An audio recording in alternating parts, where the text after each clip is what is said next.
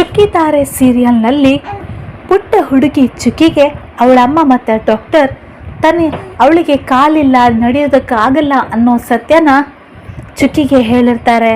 ಇದರಿಂದ ಚುಕ್ಕಿ ತುಂಬ ಬೇಜಾರು ಮಾಡ್ಕೊಂಡಿರ್ತಾಳೆ. ಅವಳಿಗೆ ಅವಳಪ್ಪ ಸುಳ್ಳು ಹೇಳಿದಾನೆ ಅಂತ ಗೊತ್ತಾಗುತ್ತೆ. ಮತ್ತೆ ಅವಳ ಖುಷಿನೂ ಹೊರಟೋಗುತ್ತೆ. ತಾನು ಚಿಟ್ಟಿಯಾಗಿ ಹಾರಬೇಕು ಅನ್ನೋ ಖುಷಿನೂ ಹೊರಟೋಗುತ್ತೆ. ಅಲ್ಲಿ ಬಂದ ಮಲ್ಲಿಕಾರ್ಜುನನಿಗೆ ತನ್ನ ಹೆಂಡತಿ ಮತ್ತು ಡಾಕ್ಟರ್ ಚುಕ್ಕಿಗೆ ಸತ್ಯ ಹೇಳಿದ್ದಾರೆ ಅಂತ ಗೊತ್ತಾಗುತ್ತೆ. ಅವನು ಹೇಳ್ತಾನೆ, ಇಲ್ಲ ಮಗಳೇ, ನಿನಗೆ ಕಾಲಿದೆ, ನೀನು ಚಿಟ್ಟಿಯಾಗಿ ಹಾರ್ತೀಯ. ನಿನ್ನ ಅಮ್ಮ ಮತ್ತು ಡಾಕ್ಟರ್ ಅವರಿಬ್ಬರು ನಿನಗೆ ಸುಳ್ಳು ಹೇಳಿದ್ದಾರೆ, ನಿನಗೆ ಕಾಲಿದೆ ಅಂತ ಹೇಳ್ತಾರೆ. ಆವಾಗ ಚುಕ್ಕಿ ಹೇಳ್ತಾರೆ, ಇಲ್ಲ ಅಪ್ಪ, ನೀನು ಸುಳ್ಳು ಹೇಳಿದೀಯಾ, ನನಗೆ ಕಾಲಿಲ್ಲ, ನಡೆಯೋದಕ್ಕಾಗಲ್ಲ ಅಂತ ಅಳ್ತಾಳೆ. ಅದನ್ನು ನೋಡಿ ಮಲ್ಲಿಕಾರ್ಜುನನಿಗೆ ಕರುಳು ಚುರುಕನ್ನುತ್ತೆ. ಚುಕ್ಕಿನ ಮನೆ ಕರ್ಕೊಂಡು ಬರ್ತಾರೆ. ಮಲ್ಲಿಕಾರ್ಜುನ ತನ್ನ ಕಾಕಿ ಹತ್ರ ಹೇಳ್ತಾನೆ, ನನ್ನಪ್ಪ ನಾನು ಸಣ್ಣವನಿದ್ದಾಗ ಕುಡಿದು ಬಂದು ಅಮ್ಮನಿಗೆ ಹೊಡಿತಾ ಇದ್ದ.